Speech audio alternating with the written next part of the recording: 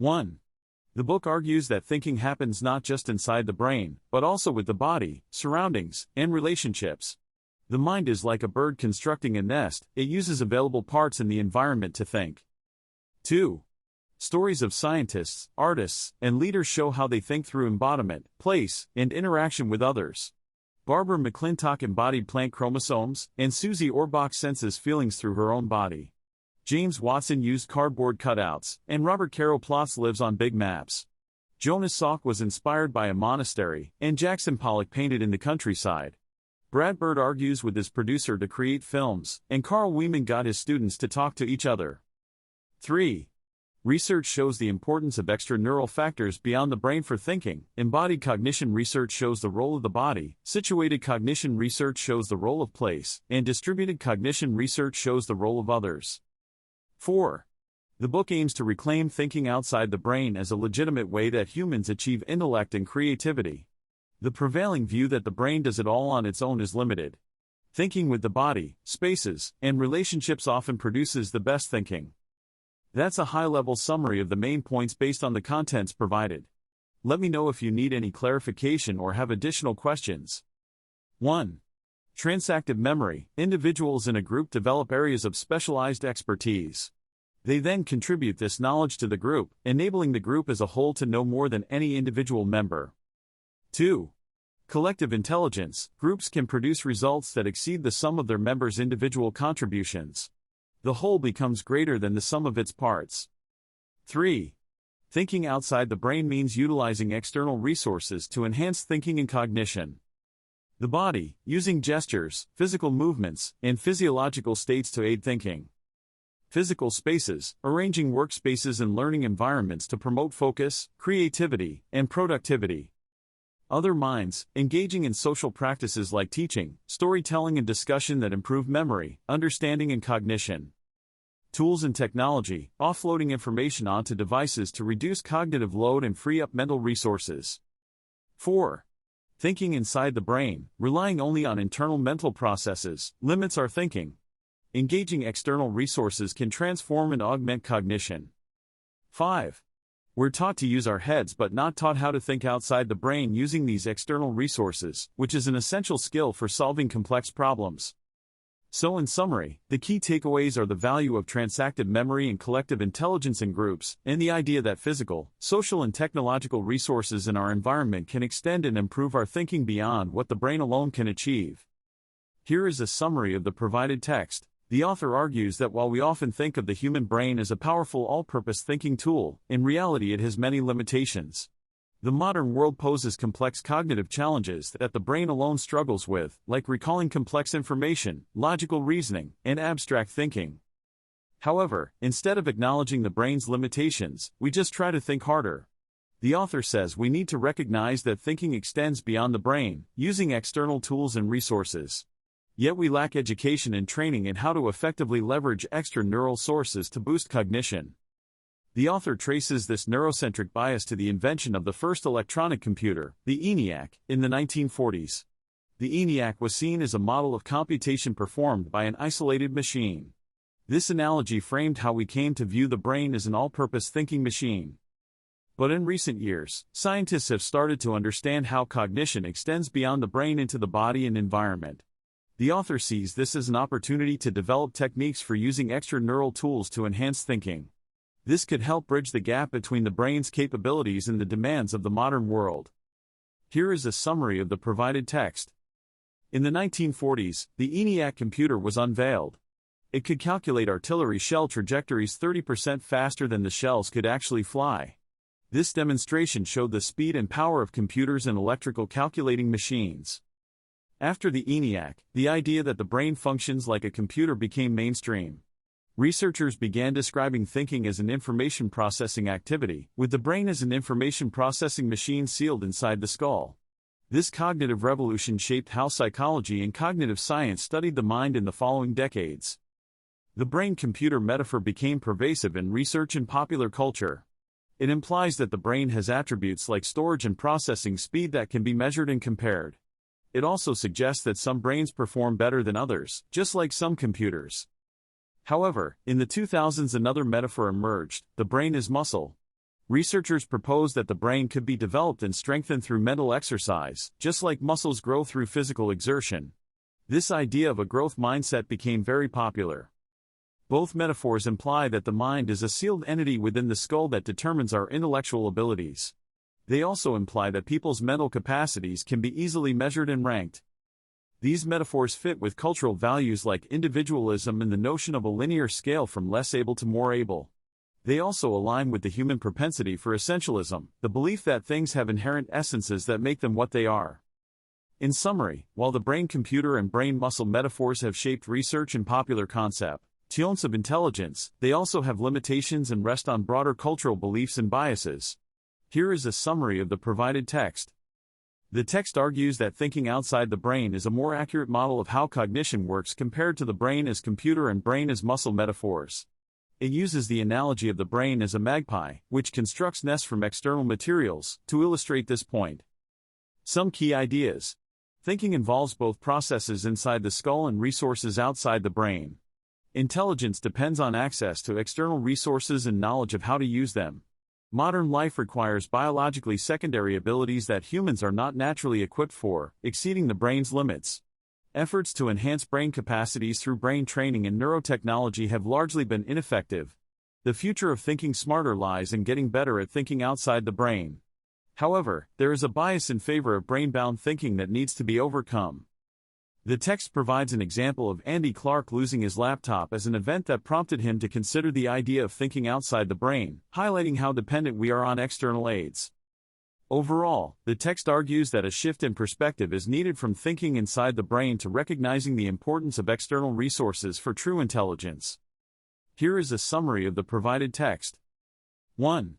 The author describes how using his brain and analytical skills to devise trades often resulted in losses. But following gut feelings based on blips in consciousness and bodily feedback often led to profitable trades. This showed him good judgment requires listening to the body. 2. Some people may be better able to use bodily sensations for good judgment than others, even with similar credentials or education. On trading floors, Ivy League graduates with strong analysis skills often lose money while less distinguished colleagues with a knack for reading their bodies make consistent profits. 3. The passage then discusses Clark and Chalmers' theory of the extended mind, which argues the mind extends beyond the brain into the body and environment. Though initially controversial, the idea has become influential in fields like embodied, situated and distributed cognition. 4. The book aims to operationalize the extended mind concept with practical methods. Chapters discuss thinking with interoception, body movements, gestures, natural spaces, built spaces, externalizing thoughts, leveraging expertise of others and group thinking. 5. Common themes emerge. Technology could better extend minds by incorporating extra-neural resources. Expertise involves knowing how to marshal extra-neural resources rather than just 10,000 hours of practice, and access to mental extensions is unequally distributed. 6. The value of the extended mind analogy lies in offering a novel way to understand how we extend beyond our limits, not by supercharging our brains like machines but by incorporating rich materials from our environment into our thoughts. Here is a summary of the provided text. 1. John Coates, a former Wall Street trader, studied traders' ability to detect the timing of their heartbeats. He found that traders who were more accurate at this task made more money, indicating that bodily signals or gut feelings contribute to success in financial markets. 2. Interoception refers to our awareness of internal bodily signals. Some people have a greater sensitivity to interoceptive signals, though most are not aware of individual differences in this ability. Interoceptive awareness can be cultivated through exercises. 3. While our conscious minds can only process a limited amount of information, our unconscious minds collect and store a vast amount of information through pattern identification. We often know things without realizing how we know them. 4. Though we are not consciously aware of our unconscious knowledge, our bodies can alert us through physical sensations like shivers, tension, or changes in breathing. These interoceptive signals can prompt us to apply useful patterns we've learned without conscious awareness. 5. Proper use of interoceptive signals can help us make better decisions, respond resiliently to challenges, manage our emotions, and connect sensitively with others. Our awareness of internal bodily signals can act as a rich repository of knowledge and wisdom. Here is a summary of the provided text. 1. The text describes an experiment by Damasio and colleagues where participants had to choose decks of cards to draw from in order to win money. Some decks were bad and would lead to losses, while others were good and would yield gains. 2. Participants' physiological arousal was monitored via skin conductance sensors. The data showed that their bodies began recognizing which decks were bad within about 45 seconds, yet it took participants several minutes to consciously realize which decks to avoid. 3. This suggests that the body has access to information that the conscious mind cannot process as quickly. Being more attuned to bodily sensations can help make use of this non-conscious knowledge.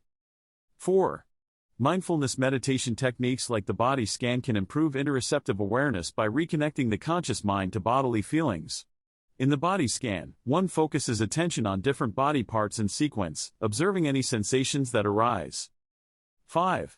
Naming the sensations one feels, known as affect labeling, can help regulate emotions by dialing down the stress response. Both being prolific and precise in labels is recommended. 6. Sensing and labeling bodily sensations can help them function as a somatic rudder to guide decision-making. The body may be more rational than the brain due to being unaffected by cognitive biases. That covers the main points presented in the summary provided. Let me know if you would like me to expand or modify any part of this summary. Here is a summary of the provided text. The text discusses how interoception, or the ability to sense the internal signals from our bodies, can improve decision-making and promote resilience. Interoception involves sensing signals from our internal organs and muscles that tell us about our physiological state. Some people are better than others at picking up on these subtle internal signals.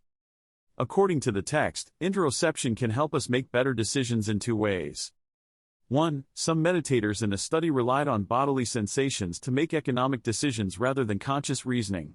They made more rational choices. Experiencing bodily signals directly can bypass cognitive biases. 2. An awareness of internal cues can help us learn to associate certain sensations with positive or negative outcomes. Keeping an interoceptive journal can help us make this connection over time. Interoception can also promote resilience by helping us monitor and regulate our energy levels. Subtle bodily signals tell us when we have enough energy to persist through challenges and when we need to rest. People with high resilience tend to have a keener sense of their internal state. The author discusses an experiment where participants with high and low resilience, as measured by a questionnaire, also showed differences in interoception ability. The low resilience group had poorer interoception. In summary, the text argues that interoception, the ability to sense our internal bodily signals, can aid decision-making by bypassing cognitive biases and can promote resilience by helping us manage our energy levels. 1. Researcher Martin Paulus studies how people experience stress and regulate their body and mind under challenging conditions. He tests subjects by restricting their breathing while scanning their brain activity. 2. Champion swimmer Diana Nyad took part in Paulus's study. During the breathing restriction task, Nyad's brain showed an intense response before the stressor but settled down during and after. Her cognitive performance actually improved under stress. 3. Paulus found that elite performers have a superior ability to sense their body's cues and manage resources efficiently, keeping energy in reserve. They exhibit better cognitive resilience. 4. In contrast, people with low resilience show high brain activity during and after stressors. They struggle to perform and give up more easily. 5. Researcher Elizabeth Stanley teaches mindfulness and attentiveness to bodily signals to improve cognitive resilience, especially for those in high-stress jobs. Paying attention to early stress signs can help avoid overreacting. 6. Being interoceptively aware allows people to enjoy richer emotions. Interoceptive sensations form the building blocks of emotions. But emotions arise from bodily sensations and actions, not the other way around as commonly believed. How's that?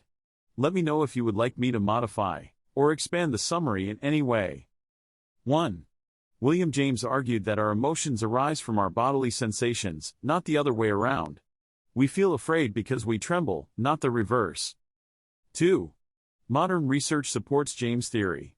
Emotions are constructed from physical signals and mental interpretations. Interoceptive awareness, the awareness of bodily sensations, plays a key role. 3. Cognitive reappraisal, reinterpreting bodily signals in an adaptive way, can shape the emotions we experience. Reappraising nervousness as excitement can improve performance. 4. Stress can be reappraised as productive coping, which has been shown to improve test scores. Reappraisal works by redirecting mental resources. 5. Interoceptive awareness allows us to better understand others' emotions. When we mimic others' expressions, we experience their feelings in our own bodies via interoception. 6. Social interoception, the awareness of our bodily signals during social interactions, can enhance our connections with others. Brief touches and eye contact can increase interoceptive attunement. How's that? Feel free to let me know if you would like me to clarify or expand on any part of the summary. Here is a summary of the text. The author argues that moving our bodies can enhance our thinking and cognition in significant ways. Low, medium, and high-intensity physical activity can each improve cognitive function in different ways. Certain types of movements like congruent, novel, self-referential and metaphorical movements can extend thinking beyond what is possible when stationary. The text provides evidence to support this from studies showing that radiologists who walked while reviewing X-rays spotted more abnormalities than those who sat. Physical activity sharpens visual perception, especially in the periphery. The tight connection between thinking and moving is an evolutionary legacy. As human ancestors transitioned to a hunting and gathering lifestyle, it required both physical activity and complex cognition. This shaped the development of the human brain. While modern life is more sedentary, the link between body and mind remains.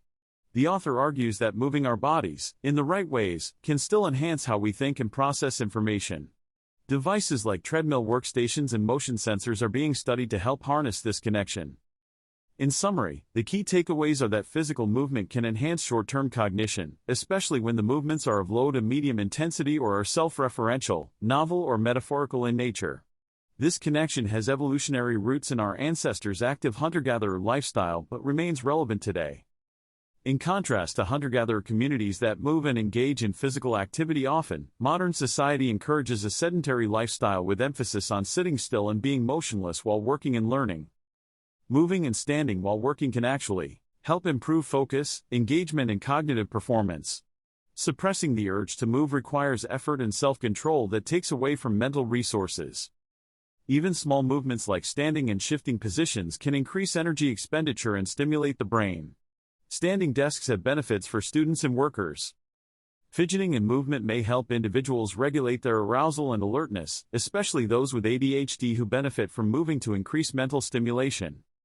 Fidgeting can also improve mood, prevent wandering thoughts, and provide sensory experiences that enhance thinking. Embodied self-regulation through movement can change feelings, perceptions, and cognition. While activity-permissive environments are still rare, the author argues we should make them the default setting. Low-intensity physical activity belongs in places of work and learning. In summary, the passage discusses how constant sitting and stillness in schools and offices runs counter to our biology and evolutionary heritage. Embracing movement, even small amounts, can actually support and enhance thinking, focus, and cognitive performance. Here is a summary of the provided text. The psychologist Daniel Kahneman found that medium and high-intensity activity impacts cognition differently. Moderate exercise like walking improves cognitive performance during and after exercise by increasing arousal, blood flow to the brain, and neurochemicals. This effect can last up to 2 hours. People should take movement breaks before mentally demanding tasks. Intense exercise can induce a void state, as Kahneman noticed when running fast. Research shows this transient hypofrontality temporarily reduces activity in the prefrontal cortex, allowing unusual and unexpected thoughts to arise. Authors like Murakami utilize this state for creativity. Intense exercise only benefits cognition when performed for at least 40 minutes at around 80% of maximum heart rate, unlike moderate exercise, which generally enhances executive function. Embodied cognition research shows that physical movements shape our thoughts. We can improve memory not just by rereading material but by linking movements to it, creating a stronger memory trace in the brain. The key takeaways are that moderate exercise benefits cognition during and shortly after, while intense exercise benefits creativity over a longer period if sustained for long enough. Physical movements and embodied actions can shape our thoughts in meaningful ways, improving memory and cognition. Taking movement breaks before mentally demanding tasks can induce an optimal state for thinking and learning. 1. Procedural memory involves remembering how to do something, while declarative memory involves remembering factual information. When we connect movement with information, we activate both types of memory, leading to more accurate recall, a phenomenon called the enactment effect. 2. Actors can earn their lines with high accuracy because they connect the words to physical movements and gestures associated with acting out the scene. The movements reinforce their memory of the lines. 3. Research shows that connecting movements to information improves memory and understanding, even for non-actors. Simply intending to move while learning something can tag that information as important and aid recall. 4. Several types of helpful movements have been identified: congruent movements that match the content, novel movements, self-referential movements, and metaphorical movements. Congruent movements that enact the meaning of a concept can particularly reinforce new knowledge.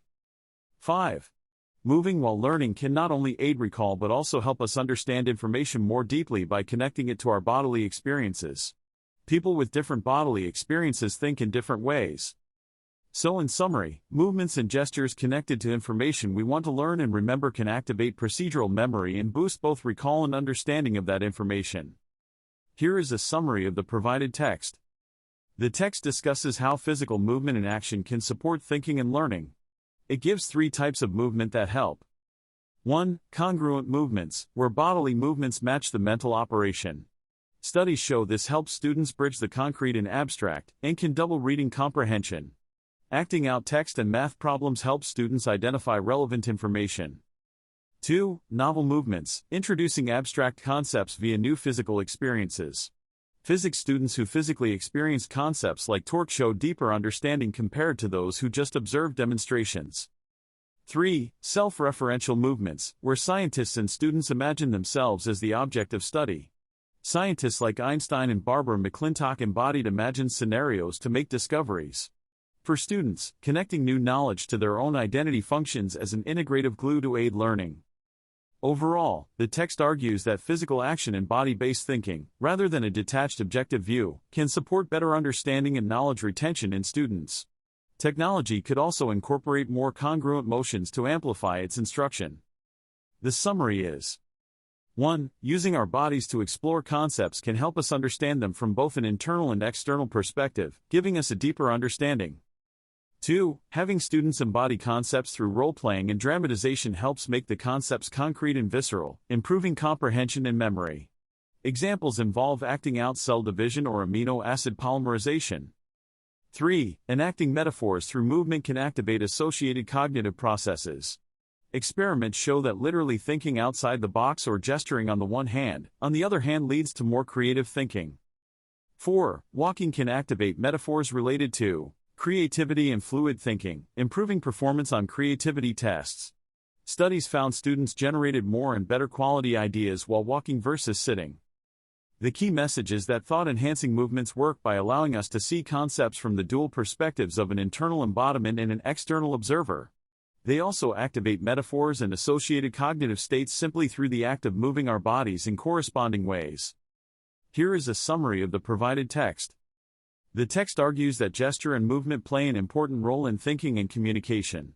Gesture can help people formulate, convey, and reinforce ideas.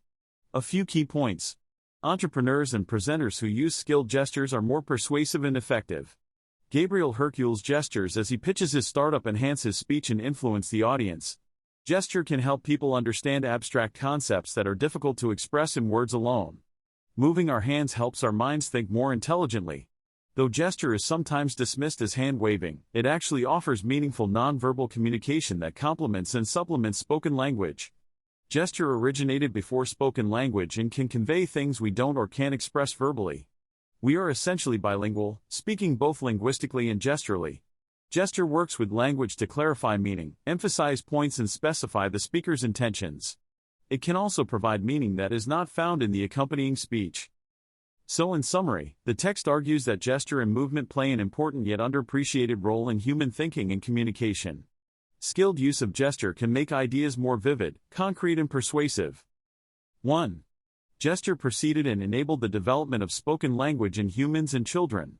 Human infants gesture before they speak, using gestures to communicate basic needs and wants. 2. Children's gesturing helps them develop spoken vocabulary and language skills. Children use gestures to elicit words from their caregivers and point to objects to learn their names. The more parents gesture, the larger their children's vocabularies tend to be. 3. Differences in how much and how parents gesture may contribute to the word gap between children from lower income and higher income families. Parents from higher socioeconomic backgrounds tend to gesture more frequently and with more variety, and their children follow suit. 4. Gestures provide a preview of spoken language, often appearing before the corresponding words. Gestures seem to prime the brain to produce the right words. Without gestures, speech becomes halting and problem-solving abilities diminish. 5. Interventions that encourage parents to gesture more with their children and teach gesture-word pairings can increase the amount children gesture and develop their vocabularies. 6. Children's gestures often reveal their newest and most advanced ideas, appearing before those ideas are expressed verbally. Gestures seem to reflect a child's emerging cognitive abilities. In summary, gesture plays an essential role in thinking, learning, and communication from infancy onward. It continually precedes and shapes the development of spoken language. Here is a summary of the provided text. The text discusses how gestures can help reveal and develop new ideas and understanding. When a person's speech and gestures match, it indicates they have mastered the material. However, when there is a mismatch, when what they say and do with their hands differs, it shows they are in a transitional state, moving from an incorrect notion to a correct one. Studies show that for learners, new ideas often emerge first through gesture about 40% of the time. These speech-gesture mismatches signal they are receptive to instruction and ready to learn. Even adults show their readiness to learn this way. The text suggests gesture helps shape emerging concepts that learners cannot yet verbalize. Gesturing allows learners to experiment and try out ideas before committing to them in speech. As learners master a topic, their gestures become more precise and coordinated with their speech. Without gesture, their reasoning ability would be reduced.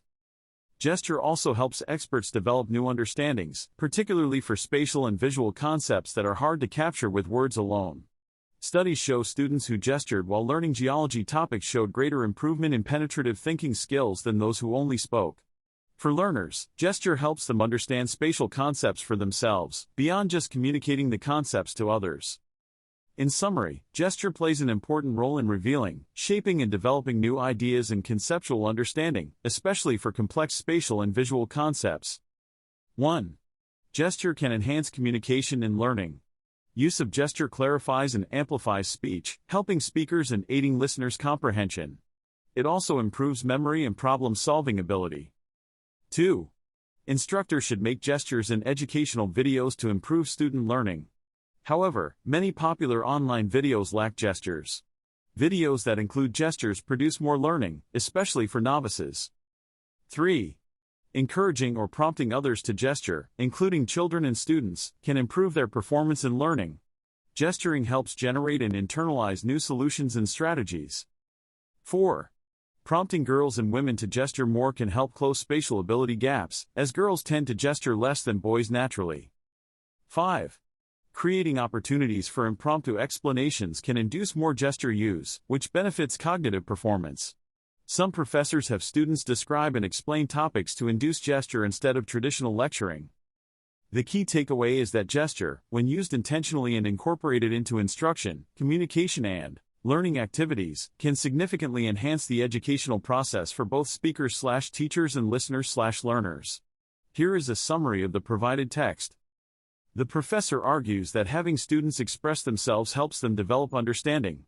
By having to articulate and explain their initial, budding knowledge, their understanding evolves and strengthens. The professor also uses visual artifacts like diagrams and models to induce students to gesture more while speaking. This helps support their still developing understanding of the subjects in physics. The gestures act as a temporary scaffold as they solidify their knowledge. Studies show that paying closer attention to others' gestures can provide valuable insights into their developing ideas. People reveal their newest ideas first through gestures before expressing them verbally. However, teachers often miss these clues. But with training, we can learn to glean more information from others' gestures. Design gestures, created deliberately to convey a concept, also have benefits. They can reinforce memory in multiple ways, creating hooks that aid later recall. Making gestures while learning or speaking involves auditory, visual, and proprioceptive cues that strengthen memory. For learning anatomy or foreign language vocabulary, design gestures paired with words can boost memory and retention. The motor cortex is more activated when learning with gestures, providing sensory-motor enrichment that makes words more memorable. In addition to aiding memory, design gestures can offload some of our cognitive burden. Like making a list, gestures allow our minds to focus on the task at hand while our hands hold intermediate information. 1. Natural spaces can improve our thinking and creativity by easing the strain on our limited mental resources. Our minds are well suited to processing natural environments, since we evolved for hundreds of thousands of years in the outdoors. 2. Today, most people spend the vast majority of their time indoors or in built environments. This mismatch strains our brains and leaves us prone to distraction. 3. Despite living mostly indoors now, our brains still respond to nature in ways that reveal our evolutionary history. Many people flock to natural spaces like Central Park for mental rejuvenation. 4. The types of natural environments we prefer, like grassy expanses with scattered trees, reflect the landscapes in which humans evolved on the African savanna. These spaces appear safe and resource-rich to our brains. 5. While places like Central Park are man-made, they were designed to mimic the natural characteristics that appeal to our innate cognitions and preferences shaped by human evolution in the outdoors. In summary, natural spaces can provide fertile surroundings for thinking by aligning with the way our minds are tailored to process environmental stimuli. Our attraction to certain natural features reflects our long history of evolving in the organic world. Here is a summary of the provided text. Humans have an innate preference for natural landscapes that provide prospect, refuge, and a sense of mystery. Landscape designers like Capability Brown and Humphrey Repton incorporated these preferences into their designs. Natural environments help us think better by relieving stress and restoring mental balance. Contact with nature calms our nervous system and reduces rumination. Time in nature enhances our attention, working memory, and concentration. Studies show benefits for people with ADHD. Nature provides a respite from voluntary attention demands, allowing our mental resources to renew passively through soft fascination. This psychological restoration is similar to mindfulness. When seeking restoration outdoors, we should leave our devices behind except for possible use of an app like Retune that guides us through an urban nature experience. In summary, the text argues that natural environments provide cognitive and psychological benefits by allowing our brains to restore and replenish our mental resources. Time in nature relieves stress, enhances focus and memory, and can help conditions like ADHD. Here is a summary of the provided text. The Retune app aims to provide map routes that maximize exposure to natural elements like trees, flowers, and birdsong rather than just the fastest route. This reframes human priorities by valuing relaxation over efficiency. Researchers are investigating what makes nature seem natural to identify features that enhance mood, health, and cognition. They have found that natural scenes tend to have less variation in hue but more color saturation, more curving shapes and fewer straight lines, overlapping edges rather than spaced-apart edges. Other features of nature include diffuse light, gentle movement, and rhythmic sounds. While nature is complex, it has a complexity that is easy for the brain to process. Natural scenes provide perceptual fluency since the elements cohere rather than clash. They also offer redundant information through repeating patterns like fractals. Fractals found in nature tend to have medium complexity between 1.3 to 1.5 on a scale of 0 to 3. Research shows people prefer these medium-range fractals and they correlate with a relaxed and alert mental state that enhances problem-solving ability. Our brains seem optimized to process the fractal patterns found in nature due to evolution. Even artists like Jackson Pollock unconsciously incorporated these medium-range fractals in his drip paintings, revealing an affinity for natural forms. Here is a summary of the provided text. The text discusses the benefits of nature for cognition and mental well-being. Spending time in nature relieves stress, improves attention and recovery from illness. Exposure to nature through elements like greenery, natural light and wood can benefit those in hospitals, schools and workplaces. Rog. Ulrich's research found that hospital patients with views of trees required less pain medication and had shorter hospital stays. This helped inspire more nature-oriented designs for healthcare facilities. Studies show that within minutes of exposure to nature, our physiological measures like heart rate and blood pressure improve. Our brain activity also becomes more relaxed. The concept of biophilic design, which incorporates nature elements indoors, can also provide cognitive benefits. Indoor plants, wood, and views of greenery have been shown to improve attention, memory, and productivity in work and school settings. Buildings with natural light through windows also benefit occupants, who sleep better and report greater creativity. However, many current workplaces were designed to minimize natural light in the name of energy efficiency. In summary, the text argues that incorporating nature elements through biophilic design principles can provide mental and cognitive benefits equal to those of actually being outdoors. Natural surroundings enhance students' mood and make them happier, which improves their academic performance according to studies. Views of nature are associated with better test scores. Students who look at green views through windows during breaks perform better on cognitive tests compared to those who look at built surroundings. Even a brief glance at nature can improve mental capacity. Longer stretches in nature can alter how we experience time and think about the future. Spending time in nature strengthens our ability to delay gratification and think in the long term. Nature leads us to perceive time as passing more slowly and overestimate durations, giving us a more expansive sense of time. Exposure to nature promotes creative thinking by engaging the default mode network and lifting our mood in a way that connects different ideas.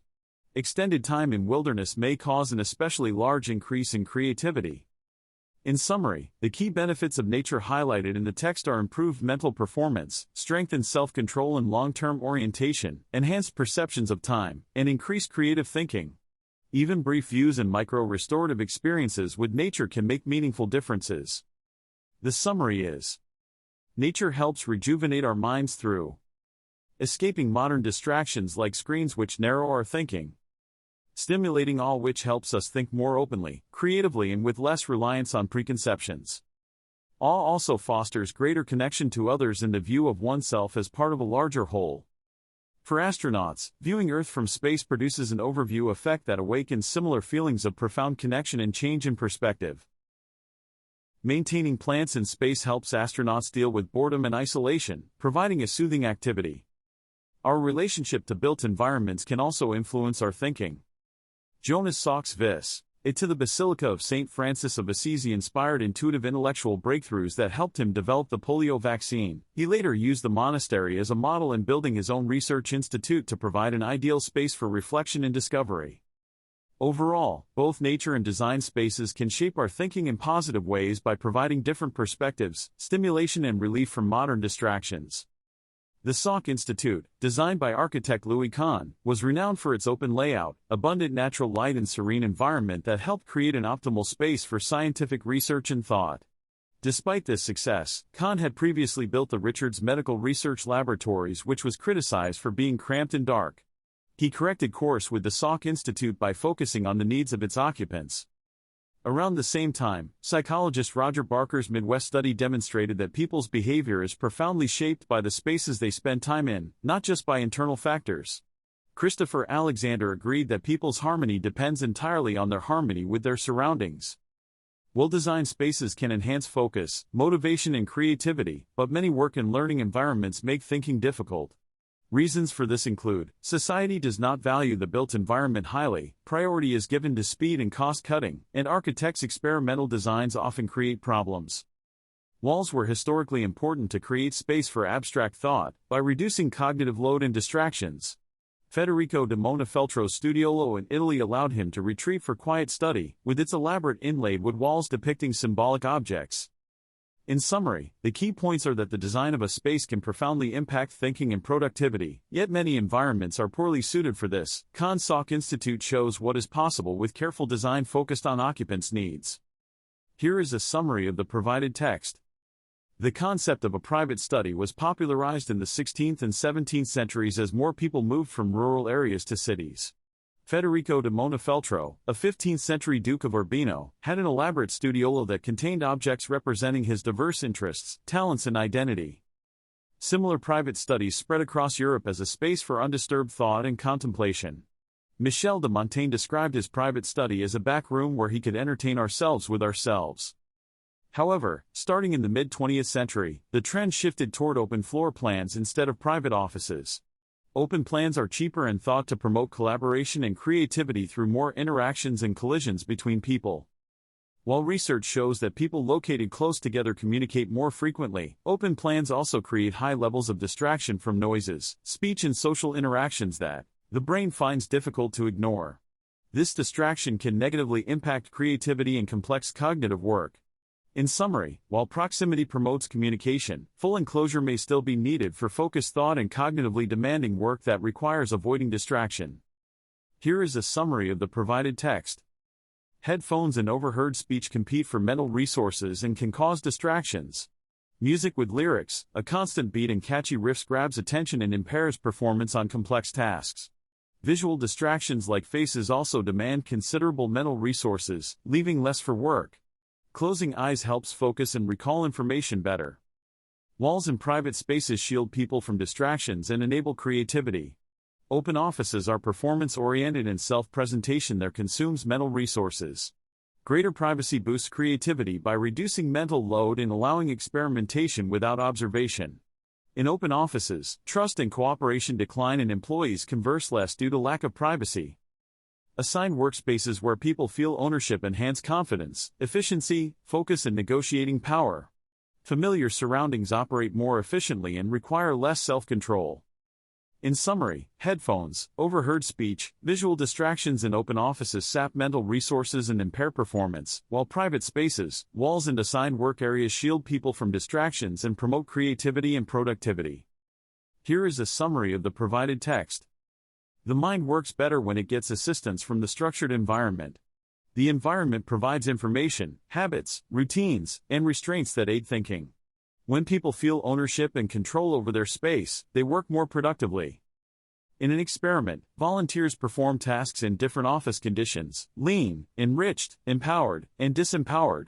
Those in the empowered office where they could arrange the space themselves performed best, completing 30% more work than those in the lean office and 15% more than the enriched office.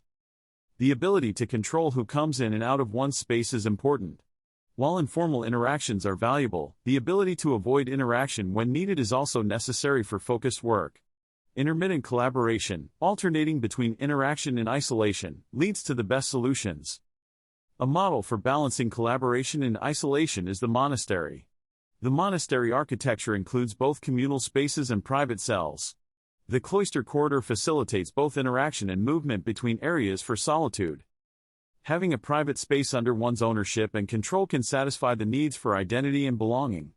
Decorations and symbols in one space can remind people of their goals, values, and affiliations, motivating and boosting productivity. These reminders are especially useful for anchoring one's identity, which is actually quite fluid and dependent on external structure. Here is a summary of the key points in the text. 1. Objects and material surroundings help maintain our sense of identity and self. They provide stability and reinforce different roles and identities. 2. Cues in the environment can activate specific identities and influence behavior, like reminding Asian American girls of their ethnicity or gender. 3. Personalizing workspaces can help employees relieve stress and create a sanctuary at work. However, some organizations ban personal effects. 4. The physical environment can affirm or deny a sense of belonging in groups that have been marginalized. Prejudiced places can unequally affect certain groups. 5.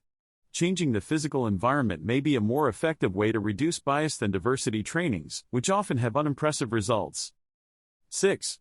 Experiments found that a stereotypical computer science classroom environment decreased women's interest in the subject, while a non-stereotypical room increased their interest and expectations of performing well. 7. The concept of ambient belonging refers to an individual's sense of fit with a physical environment and the people imagined to occupy it, which can be determined rapidly from environment's cues. The key takeaways are that our surroundings profoundly shape our identity, mood, performance, and sense of belonging. Thoughtfully designing the physical environment can reduce bias and create equal opportunities for all groups. Here is a summary of the provided text.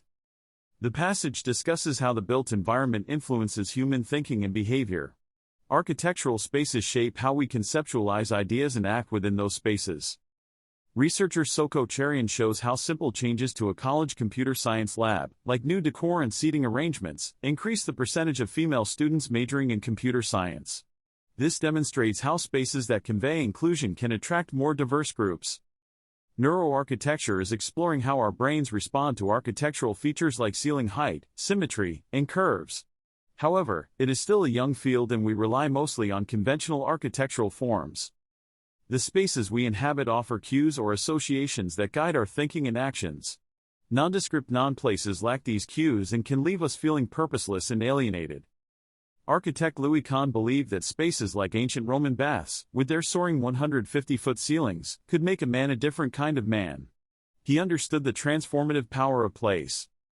In summary, the passage explores how the architectural design of spaces influences human thinking and behaviors, from attracting diverse groups to shaping our very sense of self. The cues and associations within a space guide how we cognitively navigate and function within it. Here is a summary of the key points in the passage. 1. Ben Pridmore is a memory champion who uses the method of loci, our memory palace technique, to help him remember large amounts of information. This technique associates information with physical locations in a familiar place. 2. Studies have found that memory champions generally use spatial learning strategies and engage parts of the brain associated with spatial memory and navigation. This sets them apart from ordinary people. 3. The hippocampus is involved in spatial navigation and also in organizing abstract thoughts and memories. Research suggests we mentally map abstract concepts onto physical space to help us remember them. 4. While memory champions utilize spatial memory techniques naturally, ordinary people can also improve their memory through training using these same techniques. 5. Professors have found that associating information to be learned with physical spaces, using vivid imagery, can help students remember course material better. In summary, the passage discusses how the method of loci and other spatial memory techniques, which leverage our natural ability to navigate and remember places, can significantly improve our capacity to recall non-spatial information through associating it with familiar physical locations. Memory champions intuitively utilize these techniques, but with training and practice, ordinary people can improve their memory in the same way. Here is a summary of the provided text. The text discusses how extending our thinking into physical space can improve our memory, reasoning, and problem-solving abilities. Using tangible objects and spatial arrangements to structure information can free up mental resources and grant new insights. Historian Robert Caro uses this approach, posting a detailed outline on a large corkboard to help plan his books. The corkboard allows him to offload facts, see the big picture of how his ideas relate, and physically navigate through his material like moving through a landscape. The concept of concept maps, diagrams that visually represent information and connections, has proven benefits for learning and understanding complex topics. Caro's large outline is effectively a concept map that he can walk up to and inspect from different angles. The scene in the movie Minority Report, where Tom Cruise uses giant screens to navigate investigative files, seemed plausible because it leveraged the everyday human ability to move through space. Physically interacting with information can improve how we think about abstract concepts. Here is a summary of the provided text. Large high-resolution displays and multiple monitors can enhance cognitive performance and thinking by leveraging our embodied mental resources like peripheral vision, spatial memory, proprioception, and optical flow. Robert Ball's research found that using large displays increased the speed of visualization tasks by over 10 times, improved performance on complex tasks by 200 to 300%, enabled users to engage in higher-order thinking and generate broader solutions. Large displays benefit cognitive performance by allowing us to use our peripheral vision, which gathers more context and aids recall, leveraging our spatial memory, which helps us navigate information, allowing natural physical navigation of information instead of virtual navigation like scrolling, requiring less window management time than small monitors. Even modest changes like a larger monitor or multiple monitors can produce these benefits by making better use of human capacities instead of focusing on faster processors. Keeping detailed records like Darwin did aboard the HMS Beagle also helped him develop his thinking skills. It allowed him to write easily about nature and himself, look closely at his surroundings and take measurements, arrange his thoughts clearly, compose logical arguments. So projecting the mind's internal workings onto physical journals and records can enhance thought and insight. Here is a summary of the provided text. The text discusses how Darwin's journal notes and observations during his voyages helped shape his theory of evolution. Small discoveries like a horse-tooth fossil alongside a giant sloth fossil made him ponder how some animals have gone extinct while others have not. Observations of a petrified fossil forest in the Andes also led him to question established theories of geological stability. The text then discusses how the act of note-taking and sketching can support and advance thinking. External representations are more definite and useful than internal ones. They allow us to apply our senses, count details, and notice gaps in our knowledge. Putting thoughts onto paper can initiate a deeper level of processing and generate new insights and questions. The detachment gained from externalizing our thoughts gives us a more objective perspective. While internal representations are definite, external ones can be ambiguous and allow for exploration of new possibilities. Researchers observe that artists, architects, and designers often discover new ideas within their own sketches that they did not consciously plan. This ability to recombine and reinterpret their drawings leads to new concepts. In summary, note-taking and sketching supported Darwin's thinking by allowing him to process his observations more deeply, see new connections, and generate new questions. More broadly, external representations enable a cognitive gain by giving us a different perspective on our thoughts and providing material we can manipulate and build upon. Externalization and interactivity, such as physically manipulating objects to represent problem elements, can aid thinking and problem solving. This is because it places less cognitive load on the mind, provides additional sensory input, and allows for exploration of options in a concrete way. Despite the benefits, there is a cultural bias toward brain-bound thinking that sees purely mental activity as superior. We tend to downplay or dismiss the role physical actions and concrete representations play in thought. Researchers find that allowing subjects to physically interact with objects or manipulatives consistently results in better performance on problem-solving and reasoning tasks compared to those who must think purely mentally. Benefits include less anxiety, faster solution times, and increased motivation. Richard Feynman defended the value of thinking on the paper by working through ideas on sketches and notes. Andy Clark argues this shows the mind extends into the physical world through actions and artifacts that shape our thinking, beyond what happens in the brain alone. Put simply, physically manipulating objects can help thinking in ways that purely mental activity cannot match.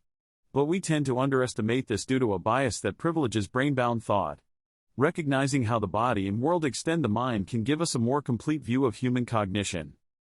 Students at University of Potsdam failed a theoretical computer science course at rates as high as 60%. Professors redesigned the course based on a cognitive apprenticeship model. The new course reduced lecture time and increased small group sessions led by tutors. Students performed actual computer science tasks under close supervision, not just listening to concepts. These changes achieved dramatic results, reducing failure rates to less than 10%. Imitating the thought processes of experts can help students learn. Medical students in Paris who mimicked neurological patients saw benefits in learning and empathy. Ancient Greeks and Romans revered imitation as an art form, while modern society often views imitation as unoriginal. The Paris Medical School professors who implemented mind-based role-play found it helped students' learning and comfort levels dealing with patients, despite initial doubts. Imitation allows us to understand others by taking their perspective from the inside. However, society often views imitation as wrong or disreputable. Here is a summary of the provided text. The passage discusses imitation and copying in education, business, and intellectual pursuits.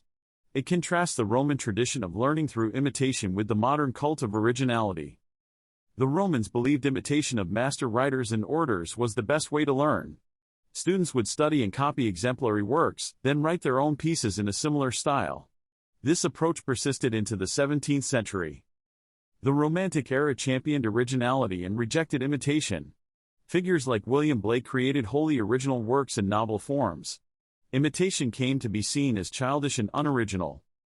However, recent research shows imitation can be an effective learning strategy. In a competition of computer programs, those that simply copied others performed the best. Experts argue imitation allows individuals to filter the best options and quickly adjust to changes. They point to Warren Buffett's profitable investment choices and the copying success of fashion chain Zara as examples. In summary, the passage argues that though modern society values originality, research is revealing the benefits of imitation as a learning strategy and path to high performance. Here is a summary of the provided text. The text discusses the benefits of imitation over innovation. It makes several points. 1. Imitators like Zara can quickly copy new fashion trends from their customers and execute them at scale, allowing them to outcompete original designers. 2. Pioneering products often fail because they are too expensive or impractical. Imitators can learn from the pioneers' mistakes and address unmet needs, like Pampers copying Chuck's diapers. 3. Imitators can avoid the mistakes of innovators since they copy what works. This was seen in the America's Cup yacht races where trailing boats copied the moves of leaders. 4. Imitators save time, effort and resources since they don't have to originate their own solutions from scratch. Studies show imitators' costs are 60 to 75% of innovators' costs. 5. While imitation is often viewed as lazy, the text argues it actually requires adapting the solution to a new context, solving the correspondence problem through creativity. The text then gives the example of Tess Popp, who imitated an aviation safety practice, the sterile cockpit rule, to reduce medical errors in hospitals. After implementing zones where nurses could not be interrupted while administering medication, errors fell by 47%. The text argues imitation is a skill that should be taught and celebrated more, not looked down upon. Here is a summary of the provided text. The medical field has been slow to adopt practices from other industries, like aviation, to improve patient safety and reduce medical errors. Imitation of successful practices from other fields could speed up improvement in healthcare. Steve Jobs and Apple's success shows that skilled imitation, not just innovation, drives progress. Jobs imitated useful technologies he saw at Xerox PARC, then adapted them for Apple's personal computers. Imitation is how humans, especially children, learn so quickly and efficiently. Babies and young children imitate others faithfully, even unnecessary actions, to learn cultural norms and practices. Humans exhibit more complex imitation than other animals. While imitation is often seen as primitive, research finds that human imitation is selective and complex. Children imitate those they see as knowledgeable and competent. They precisely copy demonstrated actions, even unnecessary ones. This over-imitation may help children learn cultural practices. Imitation allows children to absorb knowledge and skills from observing others.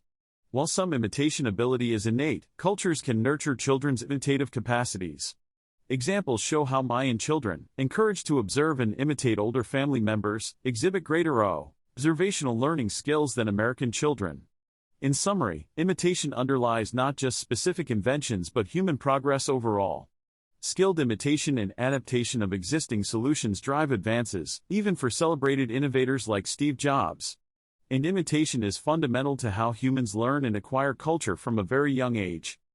Here is a summary of the provided text. The author discusses the importance of using models and examples to inspire and teach students. An art teacher named Berger shows his students examples of excellent student work and the iterative process by which it was created. This motivates students by showing them what is possible. Simply seeing examples of outstanding work can promote, rather than quash, students' creativity. In other subjects like writing, chemistry, and law, instructors provide model texts and examples for students to imitate and emulate. This helps reduce students' cognitive load and allows them to focus on learning key concepts. However, experts are often unable to fully articulate the knowledge and skills they have gained through years of practice. Their expertise has become automatized and they overlook many steps. For experts to become better models, they must develop reenactive empathy by remembering what it was like to be a novice. Researchers found that guitar experts who had to reverse and play the instrument with their non-dominant hand were better able to offer helpful advice to a beginner guitarist. Experts can also generate empathy through imagination, breaking down complex tasks into small, understandable steps for students. In summary, examples and model texts can motivate and inspire students while reducing their cognitive load. However, experts must learn to view their knowledge through the lens of a beginner in order to make their expertise fully accessible to students. Breaking down tasks into simple steps and highlighting important details can help achieve this. Here is a summary of the key points in the excerpt. 1.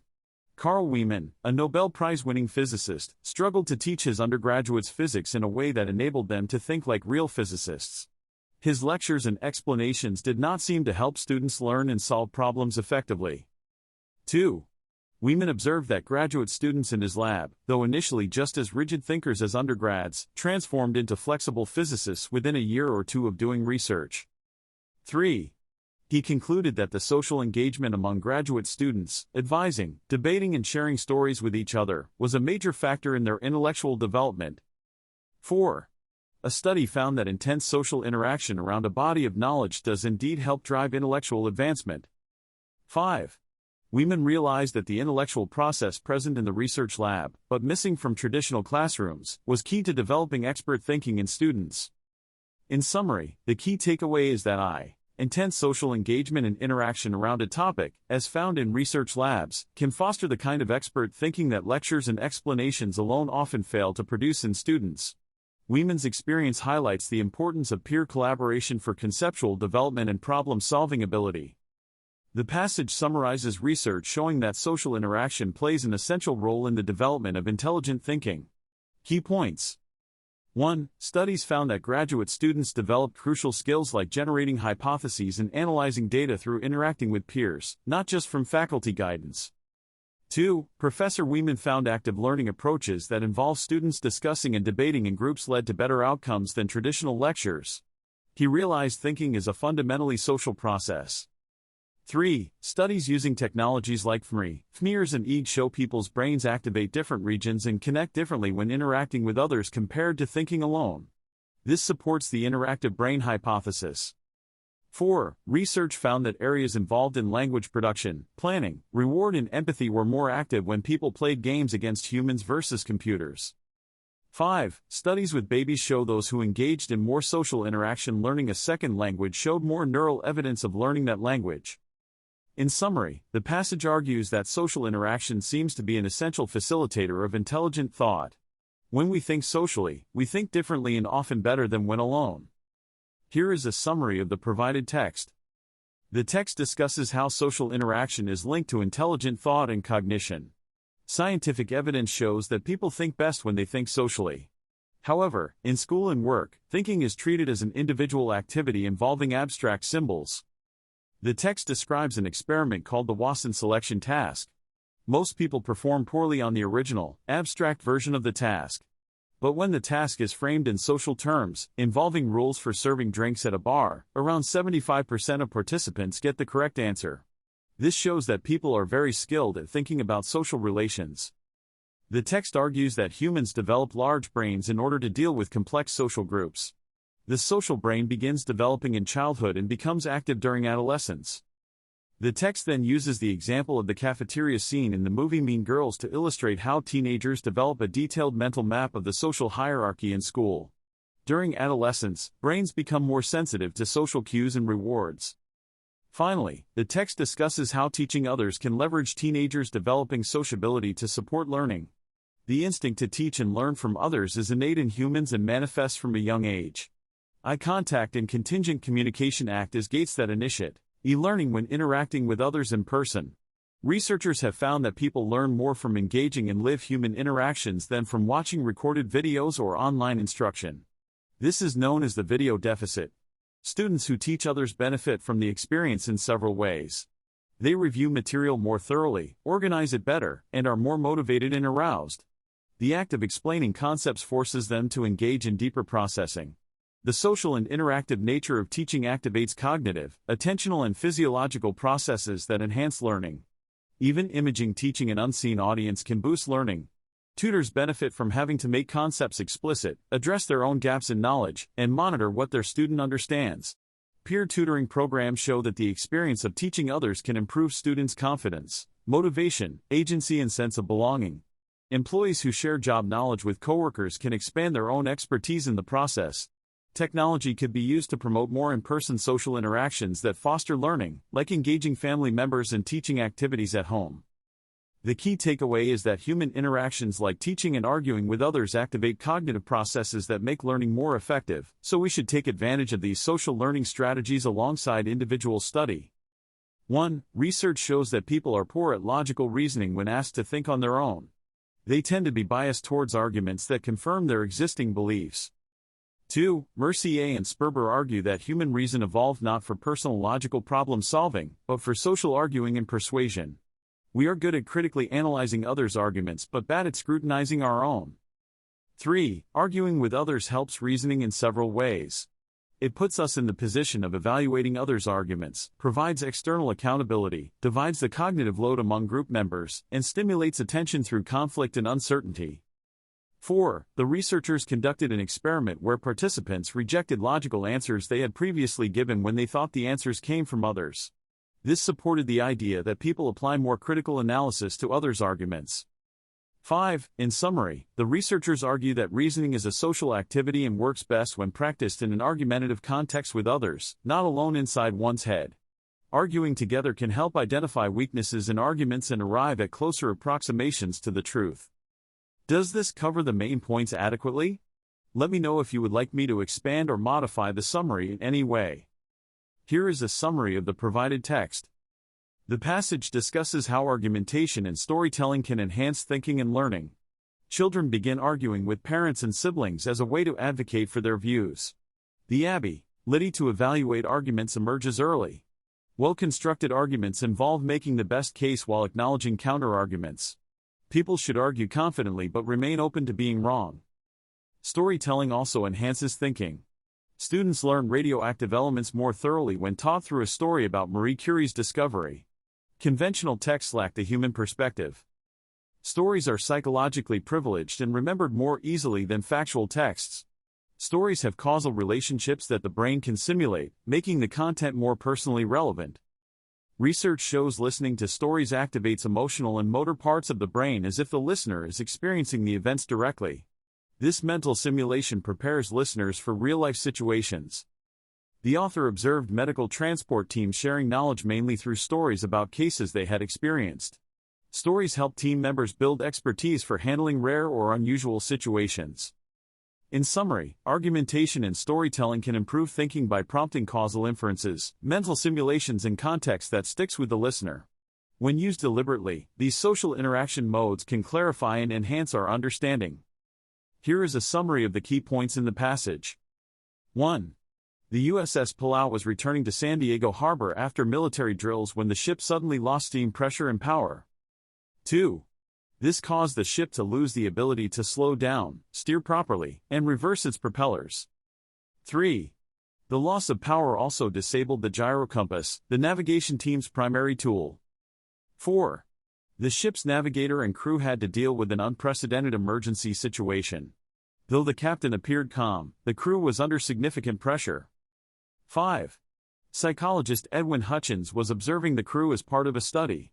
He saw the ship's navigation team as an example of socially distributed cognition, where people think with the minds of others. 6. Without the gyrocompass, the navigation team had to manually determine the ship's position by calculating relationships between bearings from landmarks on shore. This had to be done every minute as the ship's position constantly changed. 7. The ship's quartermaster chief began working at the chart table to manually navigate the ship, but it became clear one person could not handle the calculations on their own.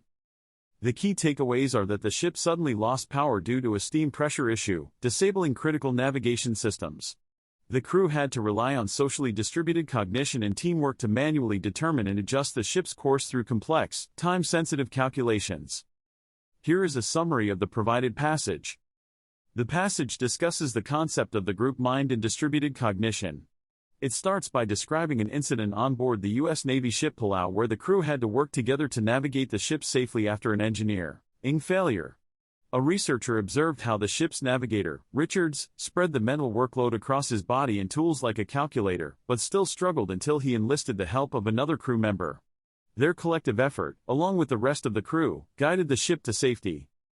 This example shows how group thinking can exceed the capabilities of individual minds when facing complex challenges. However, the passage notes that Western culture tends to focus more on individual thought and competition. The passage then discusses the history of research on the group mind. In the early 1900s, theorists like Laban and McDougall viewed the group mind as primitive and irrational. They lacked empirical evidence and resorted to vague explanations. This limited the field's credibility. More recently, advances in theory and research methods have allowed scientists to better understand group thinking mechanisms like synchrony. The passage uses the example of radio Taiso exercise routines in Japan, where millions participate at the same time each day. Research suggests the synchrony of moving together can improve cognitive performance beyond the benefits of the exercise itself. In summary, the passage explores the concept of the group mind and distributed cognition, highlighting how groups can outperform individuals when facing complex tasks. It traces the history of the field from early flawed conceptions to more recent scientific progress. Synchrony is presented as one mechanism that enables effective group thinking. Here is a summary of the provided text. The passage argues that behavioral synchrony, coordinating our actions and movements with others, primes us for cognitive synchrony, or thinking together efficiently and effectively. Several studies show this. Preschool and grade school children who swung on a swing set or played a computer game in sync with others were more cooperative and felt closer afterwards. Synchrony helps us communicate, coordinate, and work together more smoothly. It makes others seem more like friends. Moving together increases endurance, reduces pain, and helps us form accurate memories of each other. Behavioral synchrony sends a signal that we are willing and able to cooperate. It also heightens our group identity and makes others' actions easier to predict. Alters our perception to be more sensitive to movement. Makes us feel emotionally connected to and empowered by the group. Synchronous exercises are popular in Japan due to their communal benefits. In all cultures, synchronized movements are used to unite disparate individuals into a group. Synchrony flips a hive switch in our minds, shifting us from individual to group focus. While humans are self-interested by nature, we can also act as a group for the collective good. Synchrony reliably produces muscular bonding. Both synchronized movement and shared physiological arousal, such as from physical exertion or emotion, independently increase social cohesion and cooperation within groups. Both behavioral and physiological synchrony generate cognitive synchrony. Here is a summary of the provided text. The text discusses how people's brains and behaviors can synchronize when in groups, leading to benefits like enhanced attention, motivation, and problem-solving ability. This phenomenon of behavioral and physiological synchrony, known as shared attention, starts from a young age as infants follow the gaze of caregivers. As adults, shared attention helps maintain common ground and overlapping mental models within groups, supporting coordination and collaboration. Studies show groups with more moments of joint attention perform better on shared tasks. Experienced teams exhibit higher levels of gaze synchronization. Experiencing ourselves as part of a collective we rather than an individual I can change how we focus our attention and expend our energies, often for the better. Groups with a strong sense of groupiness see the greatest benefits. To foster groupiness, the text recommends having group members learn and train together in person rather than asynchronously. Training together can improve group communication, reduce errors, and break down silos between departments. In summary, the text argues that synchronizing our brains and bodies within groups, through shared attention and motivations, can enhance our cognition and performance beyond what we achieve as individuals. Here is a summary of the provided text. Training people from different industries together can improve collaboration. This is illustrated by the escape room simulation at the University of Minnesota, where health science students from various disciplines work together to solve puzzles and develop a discharge plan for a patient case study. There are 4 principles for improving group performance. 1. People who need to think together should experience synchrony. They should follow the same rhythm and mirror each other's movements and behaviors. This creates groupiness and psychological closeness. 2.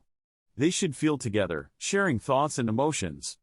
Even sharing simple feelings can improve group cohesion and performance. 3. They should engage in rituals together in person. Rituals like shared meals and synchronized movement boost synchrony and physiological arousal, which bonds people together. 4. Technology can help generate groupiness by detecting rapport within a group in real time and making suggestions to improve synchrony and cohesion. Games that involve synchronizing movements while dancing can also enhance social interaction. In summary, bonding people together through synchrony, shared emotions, and rituals improves group performance much more than disembodied online interactions. Technology can actually support these embodied, situated group processes. Here is a summary of the provided text. The text discusses the shift from individual thinking to group thinking in knowledge work. It notes several points. 1. Group thinking has become increasingly necessary given the complex nature of modern work. This is especially evident in academia, where team-authored research publications have become the norm.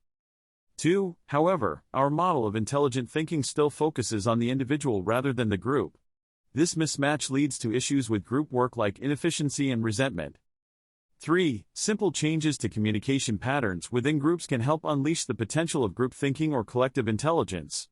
These include ensuring that everyone contributes their unique knowledge and perspectives by having members write down ideas individually before sharing them. Group leaders withholding their own views initially to allow for a more open discussion. Leaders who adopt an inquisitive and self-silencing stance can hear the widest range of perspectives.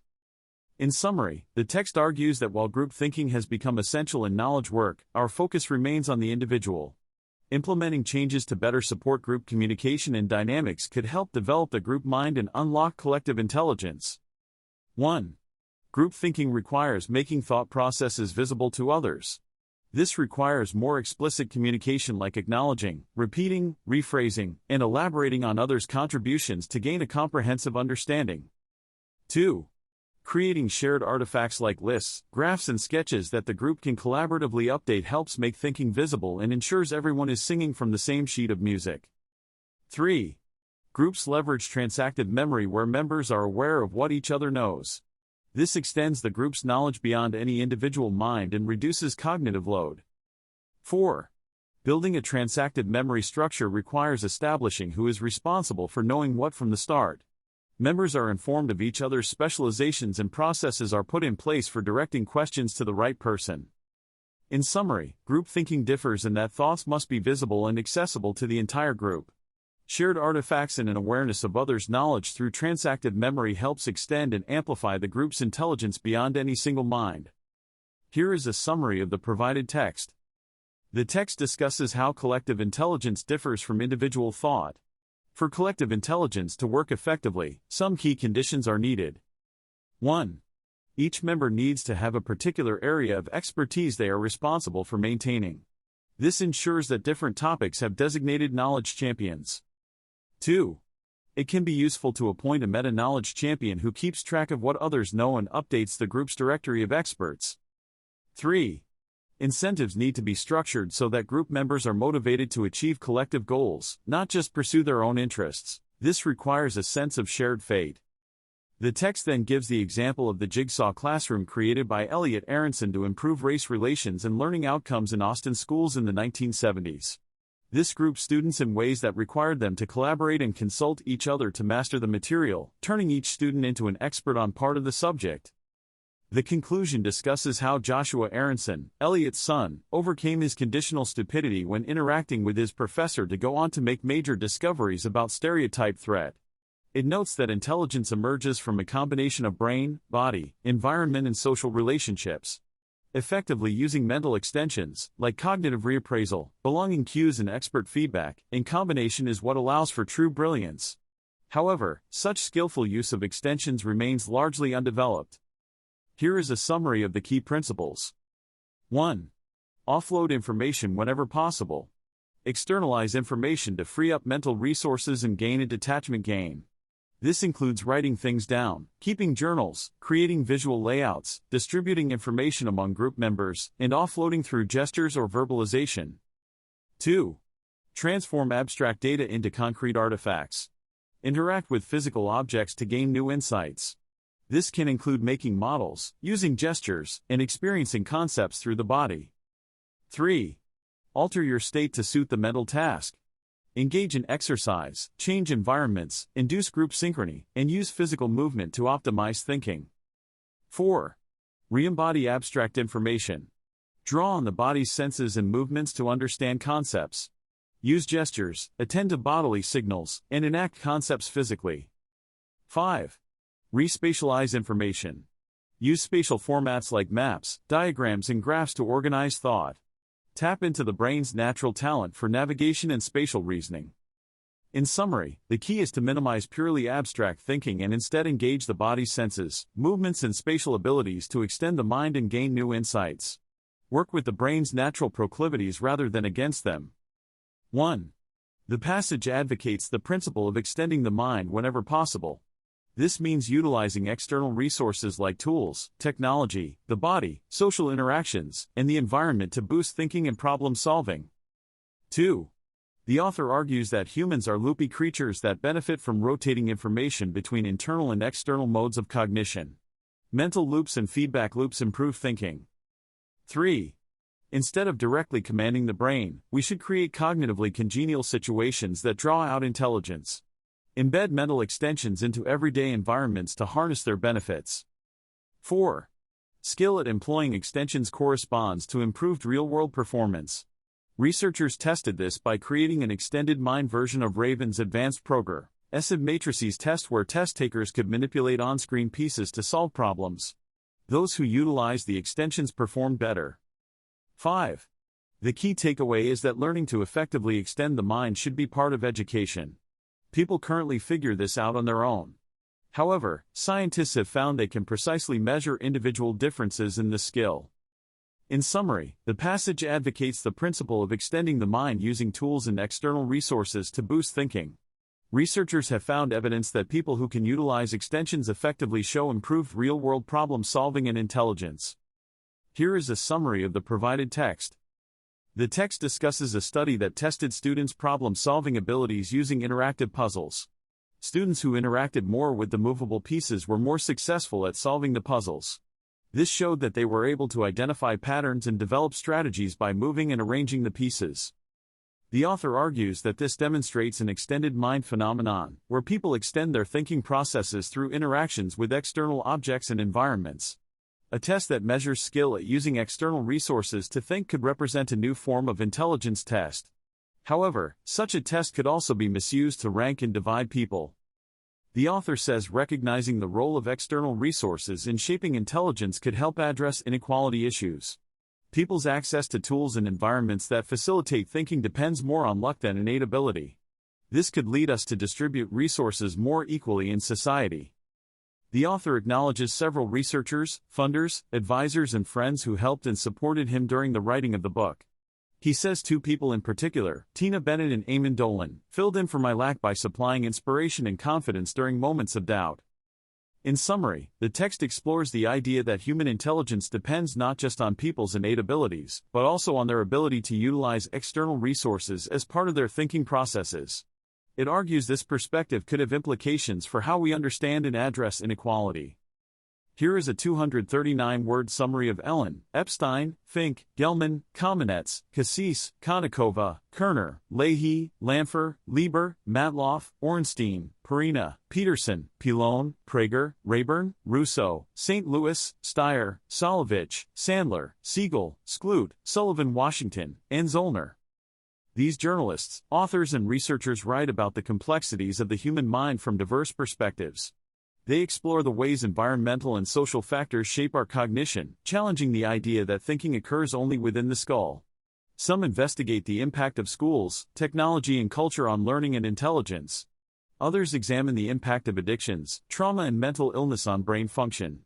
They seek to understand how economic circumstances, family dynamics and interactions with peers shape identity and behavior.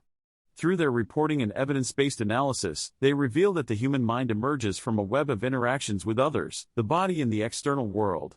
Their work highlights the limits of a brain-bound view of thinking that locates cognition solely within the physical brain. By integrating psychological, biological and socio-cultural explanations, they paint a more holistic picture of the human mind as extended beyond the brain, embodied in the physical body and embedded within a rich socio-ecological context. Here is a summary of the key points from the provided passage.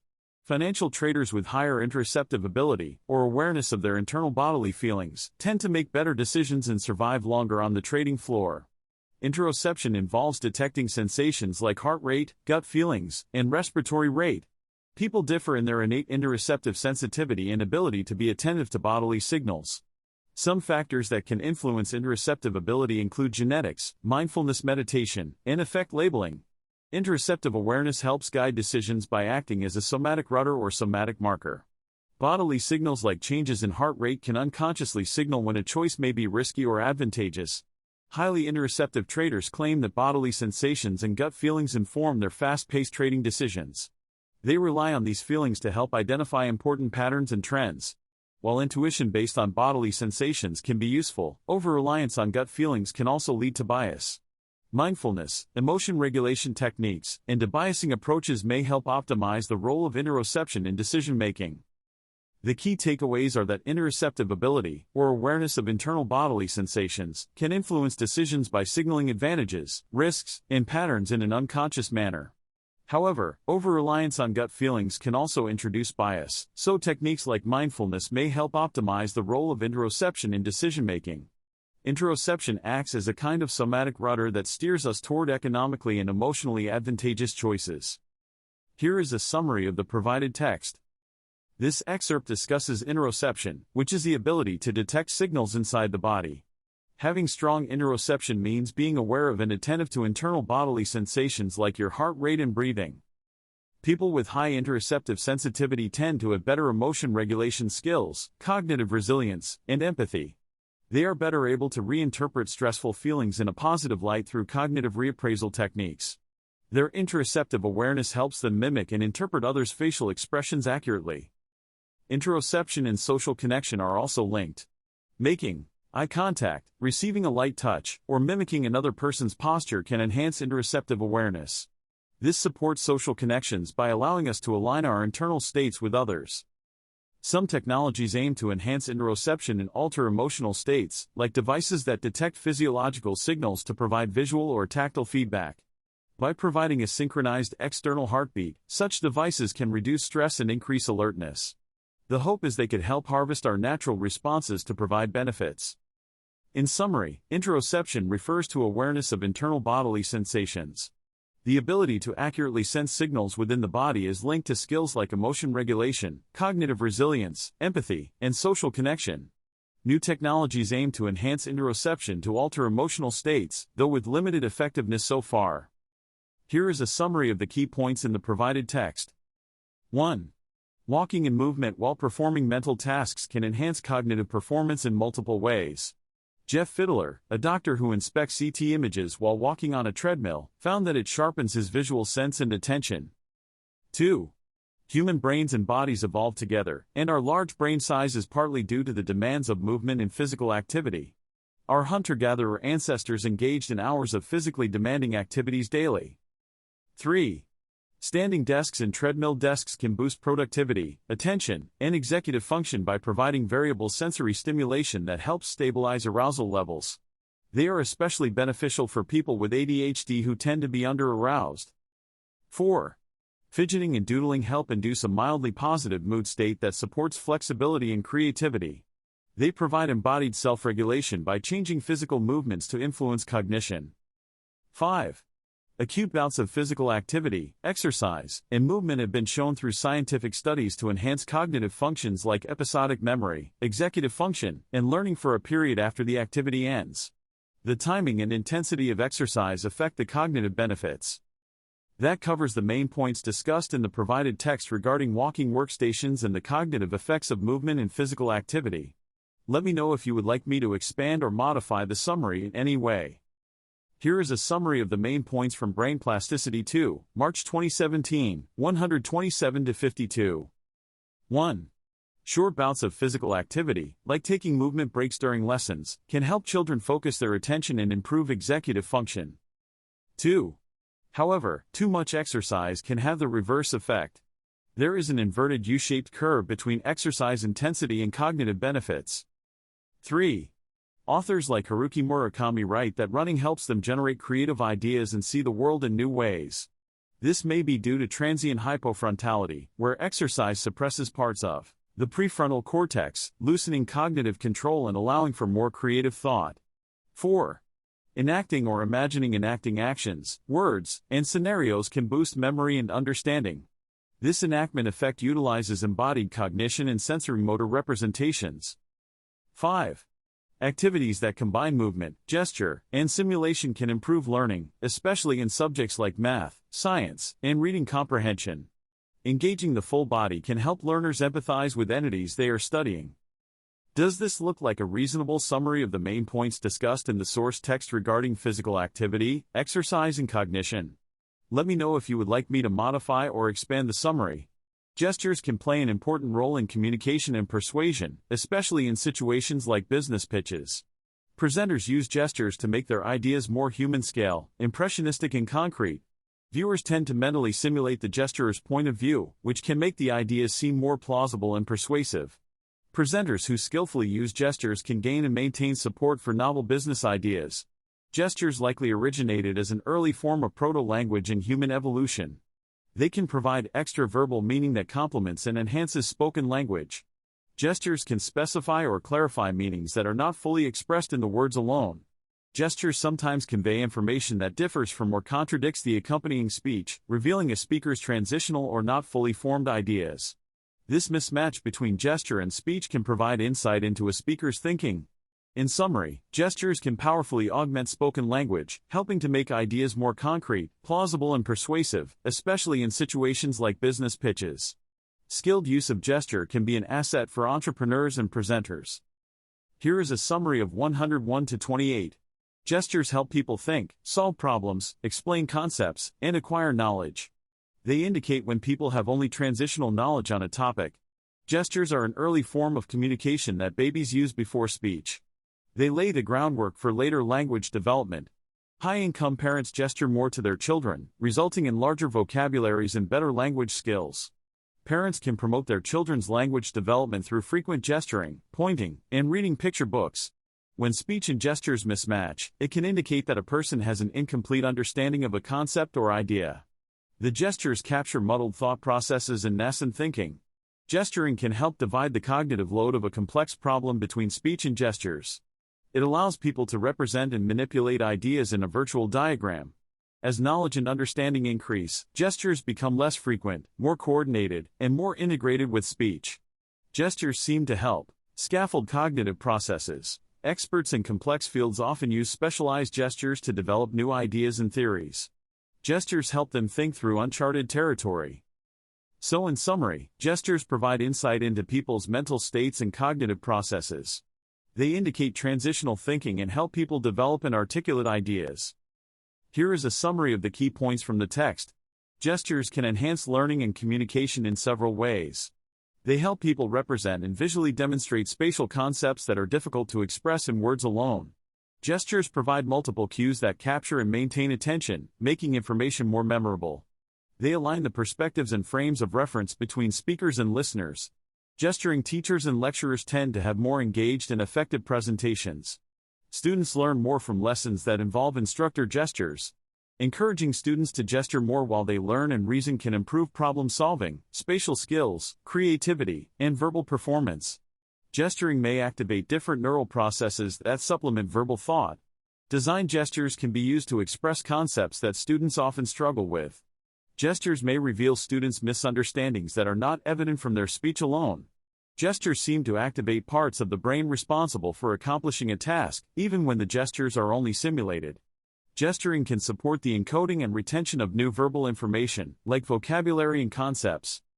So in summary, gestures appear to enhance learning and communication through a variety of mechanisms, including capturing attention, activating relevant brain areas, supplementing verbal representations, and aligning communicators' perspectives. Here is a summary of the key points in the provided section. Spending time in natural spaces can benefit our mental health and cognitive functioning. Yet most people now spend little time in nature.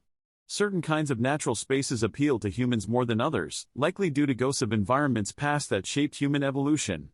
Spaces with prospect and refuge are preferred. Being in natural environments can help restore directed attention, alleviate stress, improve mood, and boost cognitive performance. Even brief doses of nature can provide benefits. Exposure to natural settings aids attention restoration through soft fascination and open monitoring. Viewing natural scenery requires less mental effort.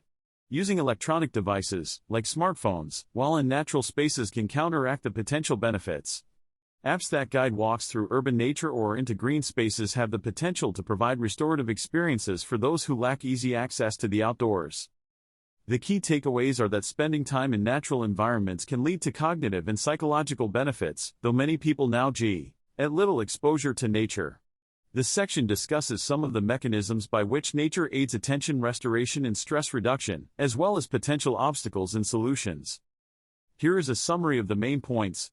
The Retune platform uses fractal patterns and natural scenes to test and gauge emotional and cognitive responses. Studies suggest natural environments with mid-range fractal complexity are most perceptually fluent and restorative. Natural scenes provide more visual information, giving the brain a perceptual fluency that makes us feel good, relaxed, and at ease. But nature's disorder also creates interest and complexity. Biophilic design incorporates natural elements into built environments to improve health, attention, stress levels, and cognition. Features like plants, views of nature, and natural lighting can have significant positive impacts. Schools with more environmental greenness have shown benefits for students' academic performance, particularly in English and math. Even small elements like window views and green breaks can sustain attention and provide micro-restorative opportunities. The key takeaway is that incorporating natural elements and patterns into digital platforms and built environments, through biophilic design principles, can enhance cognitive functioning, improve well-being, and provide perceptual fluency and restoration. Naturalness corresponds to features that our brains have evolved to prefer and find soothing or restorative. Here is a summary of the provided text. The text discusses how architecture can influence and inform thinking. It gives the examples of Jonas Salk and Louis Kahn. Salk visited the Assisi Monastery and was inspired by its spirituality and architecture. This motivated him to collaborate with Kahn to design a space that could foster an intellectual community and optimize thinking. The Salk Institute built by Kahn aimed to achieve this. The architecture followed traditional patterns seen in folk architecture that Kahn believed created ideal structural, spatial and sensory conditions for thinking. The text argues that well-designed architecture can shape the way we perceive, interact and think by complementing the human neurocognitive system. It proposes the idea of neuroarchitecture, architecture that aligns with the principles of neuroscience and can potentially enhance cognition. The main points are: 1. Salk was inspired by the architecture of the Assisi Monastery to collaborate with Kahn on designing a space that could foster intellectual community and optimize thinking. 2. The Salk Institute built by Kahn aimed to create ideal conditions for thinking by following traditional patterns seen in folk architecture. 3. Well-designed architecture can shape the way we think by complementing how our brains process information and interact with spaces. 4. The concept of neuroarchitecture proposes designing architecture based on principles of neuroscience to potentially enhance cognition. Does this cover the key details in the extract? Let me know if you would like me to clarify or expand on anything. Here is a summary of the key points from the provided text. Early research by Barker and others emphasized the impact of the physical environment on human behavior and cognition. They argued that the characteristics of physical spaces shape and constrain the behavior that occurs within them. Well-designed spaces that facilitate thinking, like medieval studioli and Montaigne's back room, are conducive to creativity and innovation. However, modern open office plans often fail to provide the sensory reduction needed for focused cognitive work. Factors like unintelligible speech, ambient noise, and overheard conversations can impair writing, problem-solving, and other complex tasks. Even preferred background music can reduce performance on cognitively demanding activities. Faces and eye contact strongly capture our attention, decreasing cognitive resources available for other tasks. Meeting someone's gaze can increase arousal and distract us. Closing one's eyes can help reduce distraction and enhance memory retrieval by reducing cognitive load and facilitating visualization. Eye closure has been shown to improve eyewitness recall by up to 23%. Well-designed boundaries and barriers in physical spaces can help provide the sensory reduction needed for optimized cognitive performance, while also maintaining privacy and reducing social evaluation pressures. That's my attempt at a summary of the key takeaways from the provided text regarding how the physical environment impacts cognitive performance and behavior. Please let me know if you would like me to clarify or expand on any part of the summary. Here is a summary of the key points in the text. Privacy and personal space at work can help replenish cognitive resources and promote creativity.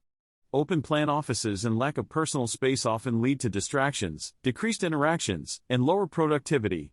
Having a home base at work improves performance, confidence, and ability to advance one's interests. People perform up to 160% better when negotiating in a familiar space. Personalizing one's workspace with symbols and objects that reflect identity can boost engagement and productivity. Such environmental self-regulation helps workers express salient aspects of their identity. Lack of personalization and identity cues in workspaces can lead to emotional exhaustion. Organizations should allow some personalization to help employees feel represented and comfortable. Minority workers can be especially attuned to identity cues in workplaces, which can either signal threat or safety. Prejudiced work environments with lack of diversity cues can impact inequality. In summary, privacy, personal space, and ability to personalize one's workspace in a way that reflects identity are important for worker well-being, productivity, and performance. But organizations frequently move towards standardized, open plans and restrict personalization, which can backfire. Here is a 239-word summary of the provided text. The method of loci, or memory palace technique, uses spatial memory to organize information. Memory athletes like Ben Pridmore use the technique by imagining places like houses with rooms to store memories. Research shows memory palaces work because they tap into the brain's natural navigational abilities. The hippocampus, which handles spatial memory, also maps abstract spaces. Studies find that it represents conceptual knowledge and narrative context using spatial codes. Our spatial language even reflects this, using spatial metaphors to describe ideas, grasping a concept, high-level thinking. Infants first form spatial memory before episodic memory develops, suggesting space acts as a scaffold for memories. Memories seem to be automatically tagged with spatial and contextual cues. The memory competitors use this by imagining walking through an environment and placing memories in locations there. People have used memory palaces in classes and work. A college teacher had students imagine the campus dining hall to remember civil liberties cases. The historian Robert Caro mentally moves through the spaces of buildings he researches to organize facts about historical figures. He attributes much of his ability to produce vast biographies to his use of spatial memory tricks. Here is a summary of the two articles. The Man Who Never Stops by Harrigan outlines the working methods of Robert Caro, a Pulitzer Prize-winning biographer of Lyndon B. Johnson. Caro is known for his exhaustive research and meticulous work habits. He spends years researching and writing each volume of his LBJ biography, interviewing hundreds of people and examining thousands of documents.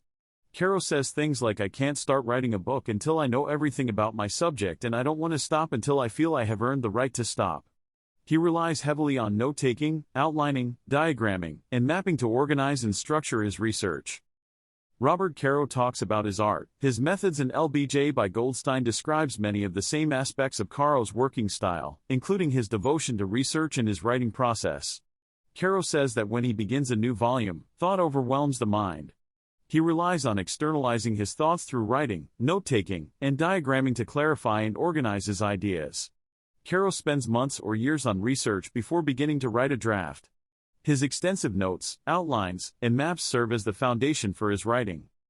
Both articles illustrate how Caro's use of external representations, such as notes, outlines, diagrams, and concept maps, help support and structure his thinking, research, and writing. They allow him to discover elements in his own work, clarify relationships, and check for completeness. These externalized representations are an essential part of his creative process. Here is a summary of the provided information. Cognitive apprenticeship involves learning through observation, imitation, and modeling of expert performance. It can help transmit both tacit knowledge and complex skills. Medical students at the Hôpital Universitaire Pitié-Salpêtrière in Paris are using a mime-based role-play training program called The Move to learn about neurological syndromes by physically imitating the symptoms. This active approach improves their long-term retention and understanding of the material. Imitating others, including imitating their accent or mannerisms, can improve communication and foster positive relations. Imitation has long been seen as an art form in rhetoric and oration. In classical education, students were taught through imitation of famous authors and orators. They would study exemplary texts and then imitate the style and techniques through their own writing. However, the Romantic era brought an emphasis on originality and individual creativity rather than imitation. Writers sought to shrug off the burden of the past and develop their unique artistic voices. So in summary, cognitive apprenticeship through imitation and modeling of experts can be an effective learning technique. However, there are debates around the tension between imitative learning and the development of individual creative ability. Here is a summary of an inquiry into William Blake's method of color printing, by Robert N. Essick and Joseph V. Scomey. William Blake was an English poet and artist in the late 1700s and early 1800s. He created illuminated prints using a technique called color printing where he would write, design, and print the text and images himself. However, the exact method Blake used for his color printing is not well understood. The authors argue that Blake experimented with and developed different color printing techniques throughout his career. His early work likely used a method called surface printing where he applied ink directly to the surface of the copper plate and then printed it. Later in his career, Blake started using an intaglio method where he incised the lines into the copper plate, allowing more ink to build up in the lines when rolled. This created images with more saturated color. Blake continued to refine his techniques, showing increasing sophistication and complexity of design. The authors analyzed several prints and plates to uncover clues about Blake's varied methods. By studying Blake's color printing technique, the authors aimed to gain new insights into his creative process and artistic vision. His determination to create a system of his own led him to develop an innovative form of printing that was central to conveying his ideas. That covers the main points made in the summary. Let me know if you'd like me to expand on or modify any part of it. Here is a summary of the provided text. Carl Wieman, a Nobel Prize-winning physicist, realized that his expertise when teaching physics actually made it harder for him to effectively teach undergraduates. His curse of knowledge prevented him from seeing student difficulties and misconceptions. Wieman launched an initiative called the Science Education Initiative to improve physics education. Among other things, the initiative aimed to have students work collaboratively in groups to solve physics problems. While experts often solve problems in their heads, novices benefit from discussing the problems with peers and hearing alternative explanations. Peer discussion helps students externalize their thinking and realize their own knowledge gaps and misconceptions. Wieman's experience shows that experts, because of the curse of knowledge, often teach in ways that fail to connect with students. Expertise changes the way experts perceive and think about their domains of knowledge, making it difficult for them to adopt the perspective of novices. The key insights are: 1. Expertise can make it difficult for experts to teach effectively, due to the curse of knowledge. Experts struggle to see things from a novice perspective.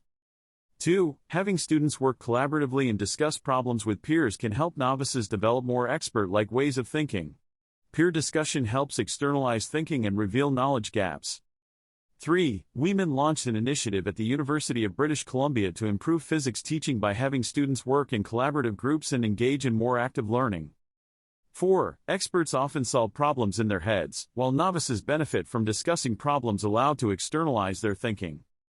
In summary, the text highlights how experts struggle to teach effectively due to their own curse of knowledge, but having students collaborate and discuss problems with peers can help novices develop more expert-like knowledge and skills.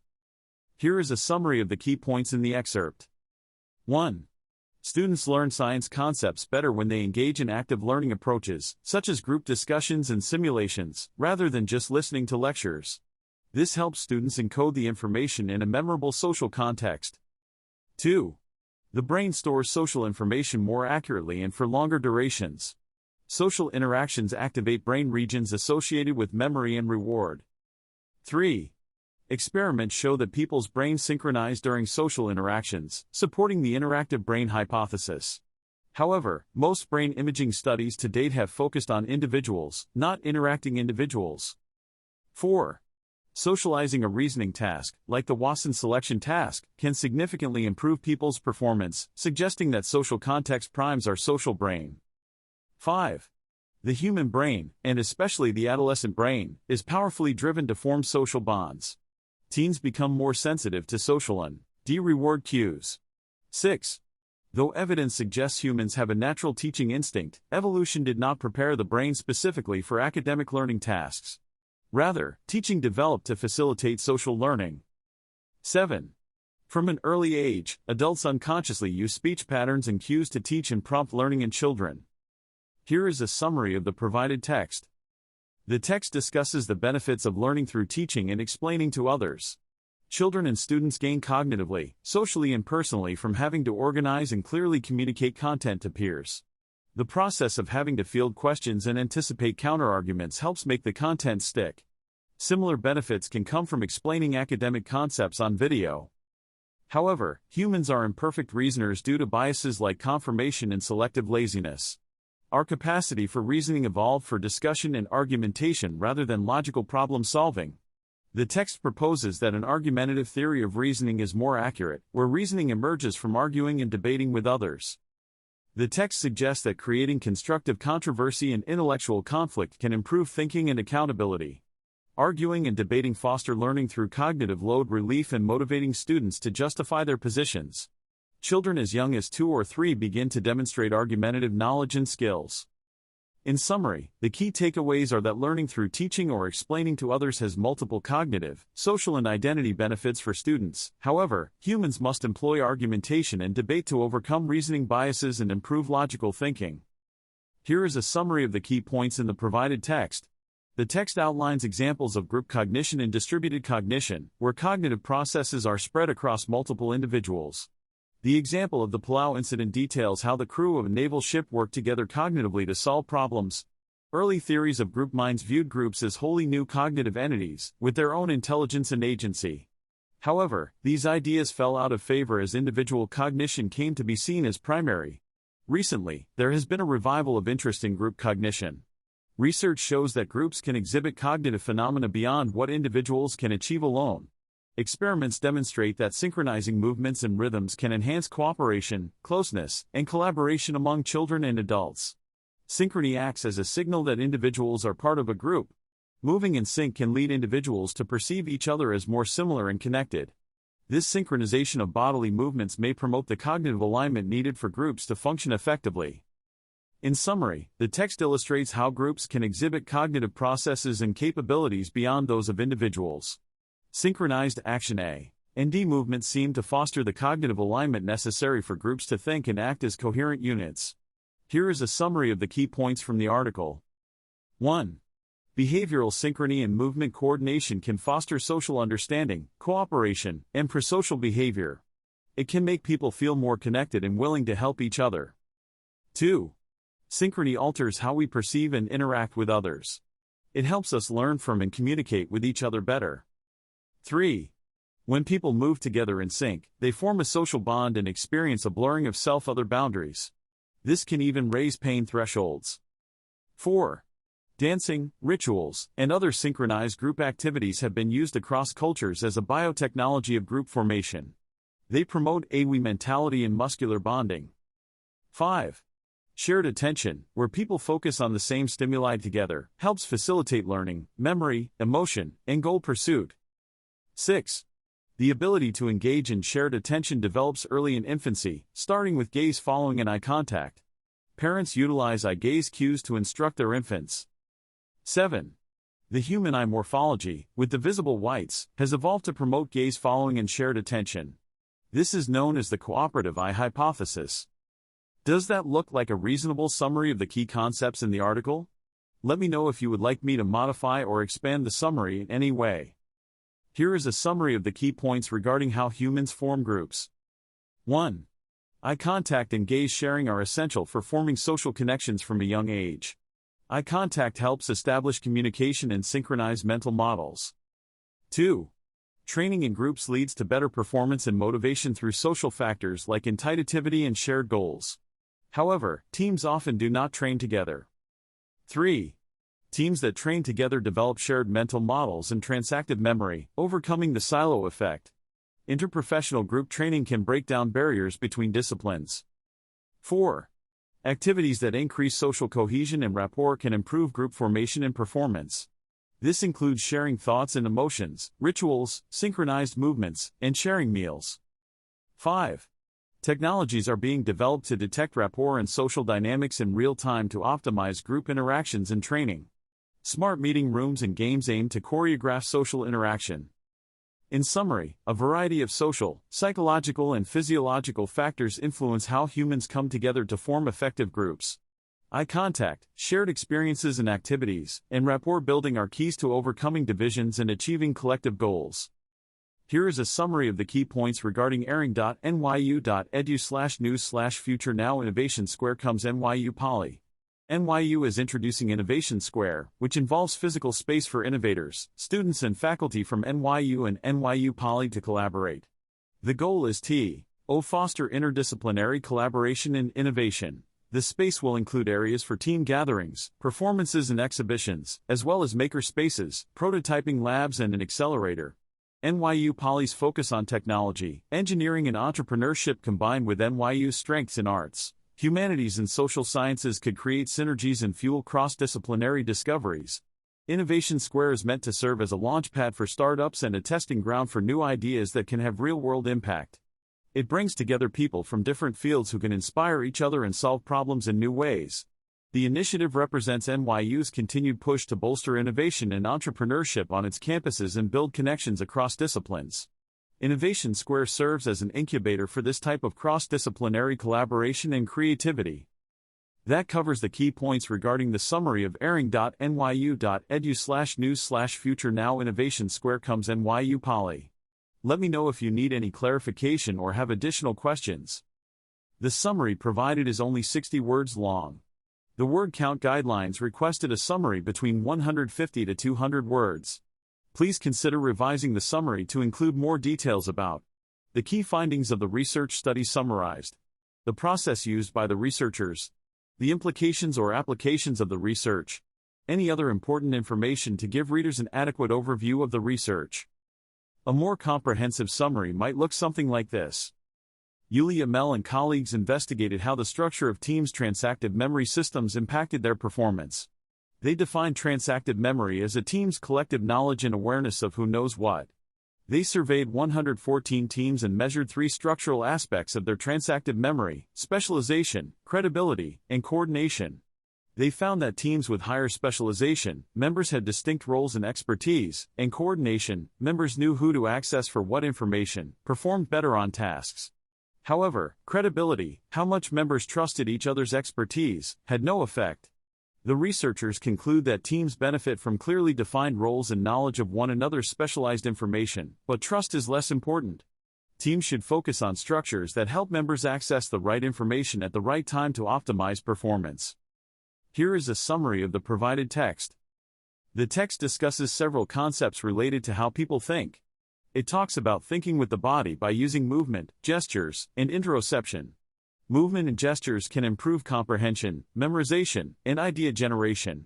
Interoception, or awareness of the body's internal signals, can increase emotional resilience and improve social interactions. The text also discusses thinking with external aids like natural spaces, the space of ideas, and groups and peers. Natural spaces and being outdoors can improve memory, focus, and creativity. Using the space of ideas like arranging materials physically can facilitate thinking. Thinking with peers through sharing knowledge and imitating experts can facilitate learning and generate new insights. In summary, the text explores how the body, external aids, and social interactions can complement and enhance people's thinking by providing alternative channels, cues, and resources. It discusses various methods and techniques for effectively using these embodied, extended, and collective resources to think better.